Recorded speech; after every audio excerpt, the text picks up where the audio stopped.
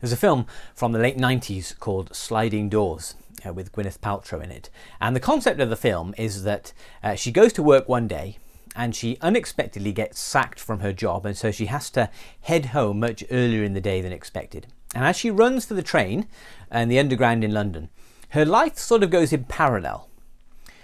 One life where she gets on the train, she gets past the sliding doors, and another life where she doesn't get on that train. So if she gets on the train, she meets this lovely new chap called James.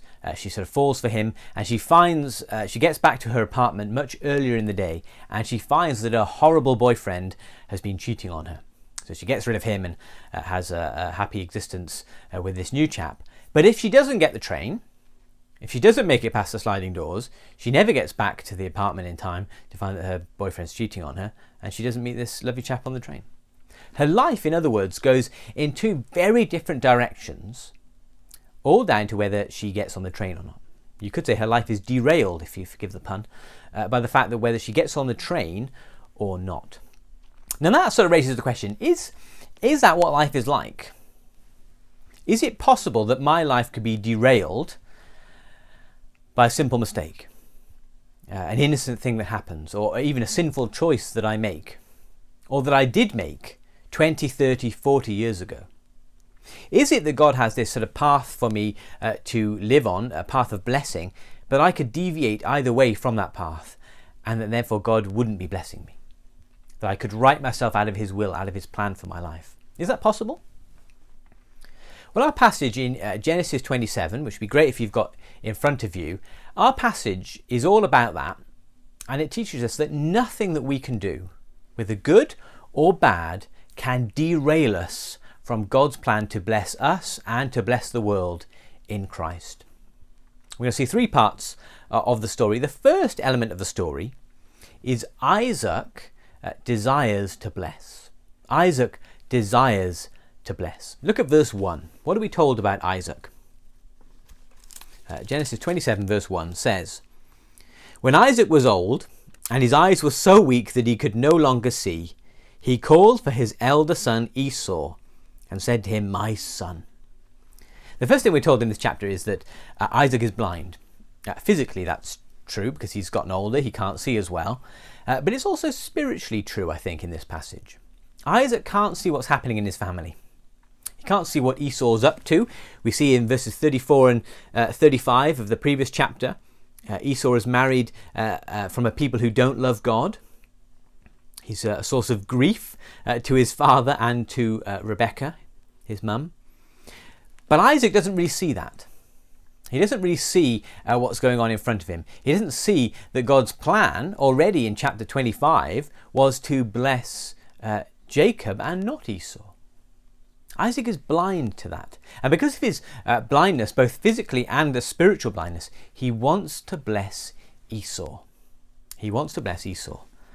Verse 2, Isaac said, "I am now an old man and don't know the day of my death. Now then, get your equipment, your quiver and bow, and go out to the open country to hunt some wild game for me. Prepare me the kind of tasty food I like, and bring it to me to eat, so that I may give you my blessing before I die." Now this desire to bless that Isaac has is not a sort of a warm sentiment that a father might give to his son. Now this blessing is directly connected to the birthright. Hebrews 12 makes that clear. The birthright we saw last time was the double portion of inheritance that the firstborn would have. In some sense, the sense of the sort of family name, the dominion over other siblings even. And Isaac wants to give that to Esau, the firstborn. Isaac's blind though. He's blind because God has already promised that it's going to go to Jacob, and Esau has already given up the birthright by this point. But Isaac seems to be blind to that. In fact, you could say Isaac is more led by the rumblings of his tummy than he is by the Spirit of God. Verse 4, "Prepare me the kind of tasty food I like." That's what he's really interested in, the food. Chapter 25 says that he loves Esau because Esau makes lovely food that he likes. And in fact, this chapter in 27 is full of references to food. The lovely food that Esau makes, because that really is what Isaac's interested in. He's led by his tummy not by his brain, by his heart.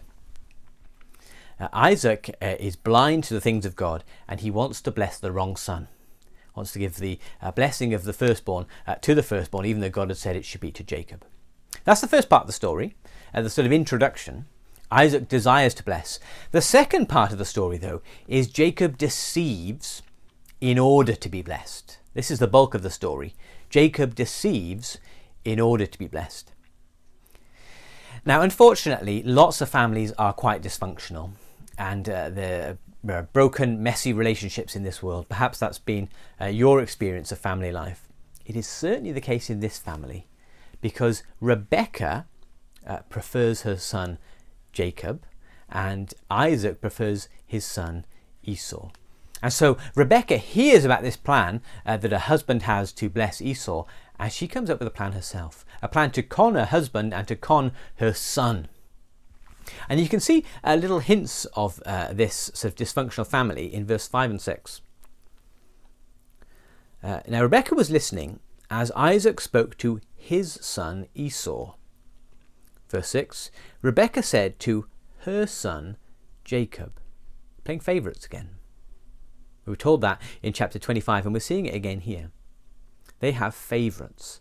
And so, because of that, Rebekah wants her favourite, Jacob, to be blessed and not Esau. So she comes up with this cunning plan to deceive her husband. Now, it's an awful plan, but to be fair to Rebekah, she is correct on something. She's correct that it ought to be Jacob who's blessed, not Esau. Why? God had already said that. God had already said that in chapter 25. Rebekah is not blind to the things of God. Isaac might be, but Rebekah isn't. But nevertheless, she comes up with this terrible plan whereby she swaps the identity of her children so that Jacob pretends to be Esau and cons her husband, Isaac, out of blessing the wrong child. Now, the theme of sort of twins swapping places and deceiving parents is actually quite a common theme in literature and in films. For example, another 90s classic film called Parent Trap, which stars Lindsay Lohan as the two twin girls. In that film, these two twin girls, Hallie and Annie, get separated shortly after their birth. Their parents divorce, and one parent takes the one child and the other parent takes the other child. You can see what's going to happen, can't you? These two twin girls don't know that the other exists, but miraculously, would you believe it, they end up on the same summer camp. They eventually work out that they must be related because they look exactly the same, because they're played by the same actress. They work out that they're related, and so what do? They swap identities. So they try and get their parents to get back together. Parent Trap. The film really is as good as I've made out. But in other films, that's the case too. The Man in the Iron Mask with Leonardo DiCaprio. They swap identities in that. Or if you've ever seen Friends, the TV show, Phoebe and Ursula swap identities a few times. They get confused. That is common in literature, in films. And that's what is going on here. These two twin boys are going to swap identities. There's a problem with that in this story, though, isn't there? And Jacob realizes the problem. Verse 11. Jacob said to Rebekah, his mother, "But my brother Esau is a hairy man, while I have smooth skin." If you're going to swap the identities, it only really works if they look alike. And these two lads do not look alike. In fact, they are nothing alike. One is really hairy, the other is really not. In fact, if you flip back to chapter 25, 25:25 says, this is Esau, he came out red and his whole body was a hairy garment, so they named him Esau. Verse 27, the boys grew up. Esau became a skillful hunter, a man of the open country, while Jacob was content to stay at home among the tents. In the modern world, Esau would be this big ginger lad, plays rugby, found down in the gym, he likes the outdoors, one of the boys. That would be what Esau's like. Jacob would be a sort of quiet lad, at home in the library with his mum, with the books. I'm aware, as I say, that I'm stood in front of many books. These two lads are very different. But Rebekah knows that, and so she comes up with a plan. Rebekah says in 27, she says, dress up as your brother. Put your brother's clothes on, clothes that sort of smell of the outdoors, smell of the field, and you'll sort of smell like your brother. And 27:16, she even covers his hands and the smooth part of his neck with goat skins to sort of feel like his brother. Esau must have been a very hairy ginger man. Very hairy man. And so Jacob dresses up as his brother Esau. That's the plan that she has. So wearing his brother's clothes, dressed up, sort of impersonating his brother, smelling of his brother, he goes to his father Isaac, pretending to be Esau. Now, initially, Isaac is not conned. He sort of knows that perhaps something is up. It didn't quite sound right. But he is eventually deceived by Jacob. When? Verse 27, he went to him and kissed him. When Isaac caught the smell of his clothes, he blessed him and said, the smell of my son is like the smell of a field that the Lord has blessed. Not normally a compliment to say that somebody smells like a field, but at this point, it is a compliment because Isaac loves Esau. He loves the field, he loves the outdoorsness, he loves the food that Esau produces. And Jacob smells like his brother. And so Isaac, the father, is deceived. He's conned, and he gives the blessing that he thinks he's giving to Esau. He gives the blessing of the firstborn to Esau's brother Jacob. Just look at verse 28. May God give you heaven's dews and earth's riches, and abundance of grain and new wine. May nations serve you and peoples bow down to you. Be lord over your brothers, and may the sons of your mother bow down to you. May those who curse you be cursed, and those who bless you be blessed. Jacob gets the blessing. Jacob deceives in order to be blessed. Now, of course, it didn't take a genius to work out that he was never going to get away with this. He was never going to get away with this. Verse 30. After Isaac finished blessing him, and Jacob had scarcely left his father's presence, his brother Esau came in from hunting.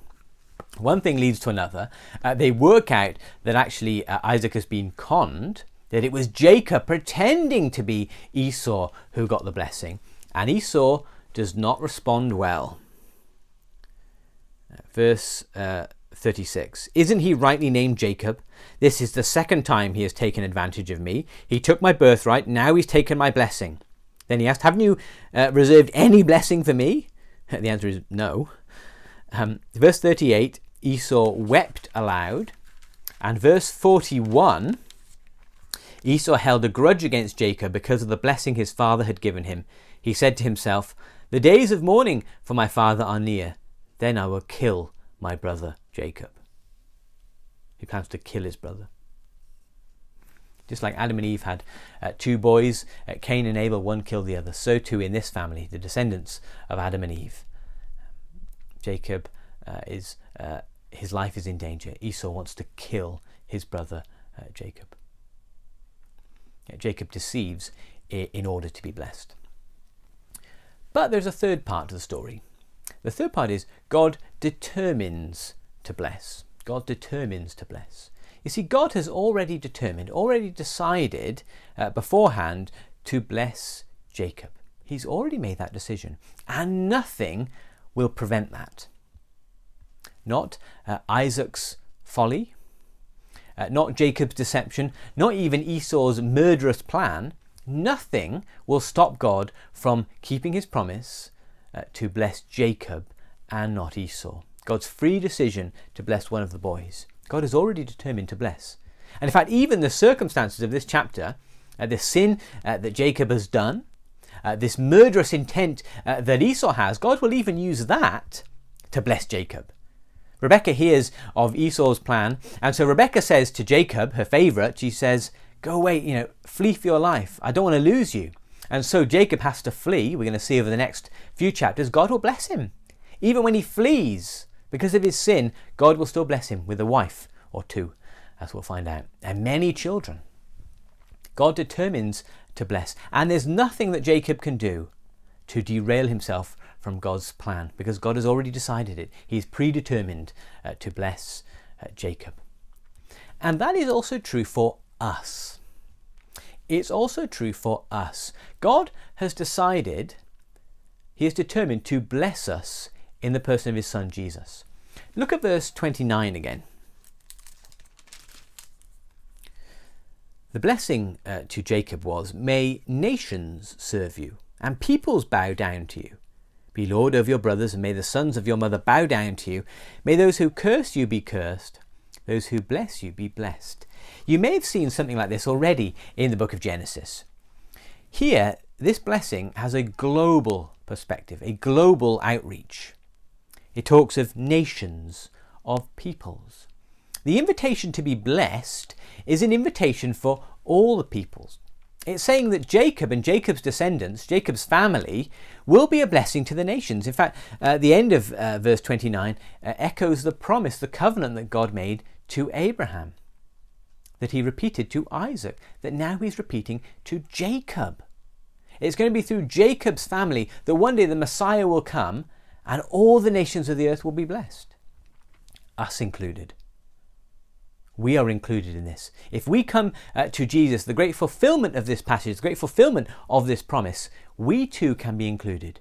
We too can be included in the promise that God will bless us and that we can't derail God's plans. Because God's plans, his covenant, is a gracious covenant. God's dealings with us are gracious, not on the basis of works. It is his initiative, not ours. And because of that, because it's not about what I do to earn God's favour, there is nothing that I can do to write myself out of his plans. Because it's not about me. It's not about my actions. It's about his grace, his actions in Jesus. God has promised to bless. He sent his son Jesus, the great fulfillment of this passage, in order that we could be blessed and forgiven by God. And there's nothing that I can do, nothing that you can do to write yourself out of that plan. Why? It's all of grace. It's not about you.